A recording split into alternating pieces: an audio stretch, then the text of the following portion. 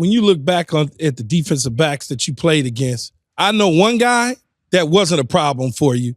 Who was though that defensive back, Jerry, that you was like, man, I got to go up against this dude? Deion Sanders, man.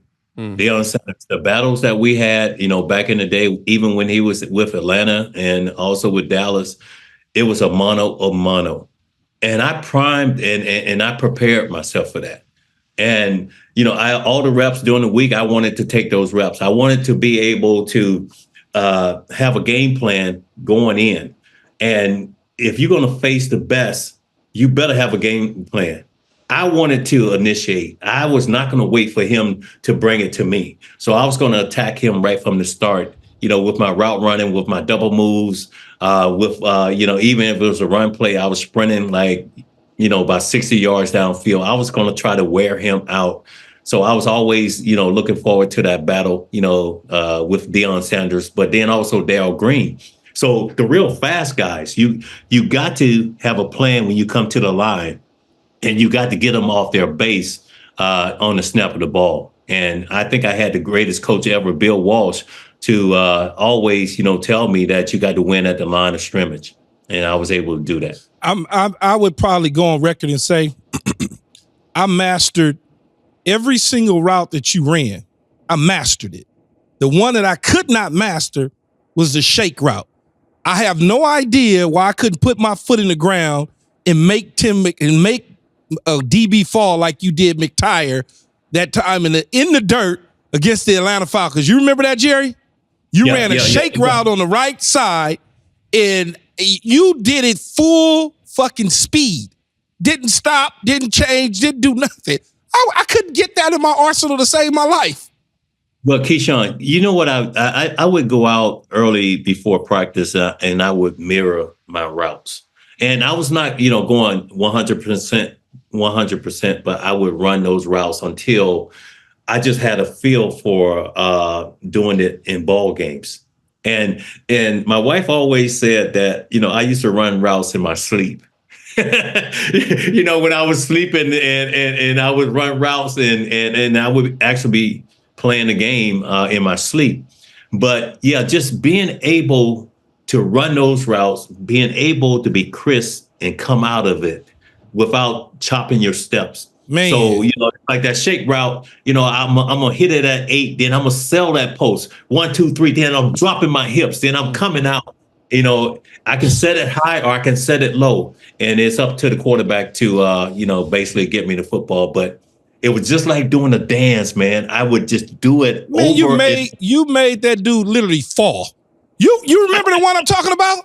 I know the one you're talking about. I think Keyshawn, that game, you got to see it though. You got to see it. I think in that game, Demery was playing me one-on-one. I think I had 5 touchdowns in that game. Damn. And it was just like taking candy. It sound like it. No, it was like taking candy, man, because the reason why I say that is if you can't defeat one-on-one coverage and get open, man, you don't deserve to play in the NFL. I can't believe they matched you up man-to-man in that game, though. It didn't make any sense to me. I'm saying in Montana, I'm talking to my teammates. I said, I can't believe they're doing this one-on-one. Got the first touchdown, the second one, the third, the fourth, the fifth. It was just like that, man, taking candy from a baby. Well, speaking of primetime, Deion Sanders recently said he'd pull an Eli Manning to keep Shedeur and Travis Hunter away from certain cities. Let's take a listen. Where do you predict Shedeur and Travis going in the draft? Top 4. Ooh, that's beautiful. Anywhere from 1 through 4. One of them is going to be 1. That's what I'm talking about. One of them is going to be 1. Speaking into existence. And the latter one would not go behind 4. Now, all this is subjective because I know where I want them to go. Mm-hmm. And let's not forget Shallow, okay? Mm-hmm. But I know where I want them to go. So there's certain cities that ain't gonna happen. Okay, you on point. It's gonna be it's gonna be an Eli. So Jerry, I'll start with you first. What are your thoughts on Coach Prime threatening to pull an Eli to land his son with the right team? And could you see yourself doing the same for Brenden? You know, I guess with the NILs and all of that and the amount of money that these collegiate players are making now, they could afford to do that because some of those college players are making more than some of those NFL players. So I don't think I would I wouldn't do Brenden that way because, I'm one of those guys that believe that anywhere you go, if you work hard and if you lead by example, you're going to have success. And you're going to be able to bring everybody else along with you. So, I think Deion, he wants to control the situation. And as a father, I'm not going to say anything bad about that. But no, that's not something that I would do with Brenden. I would let him just, whoever should draft him, he has to go in there and prove himself. And also, if he does that, I think he's going to be a great leader.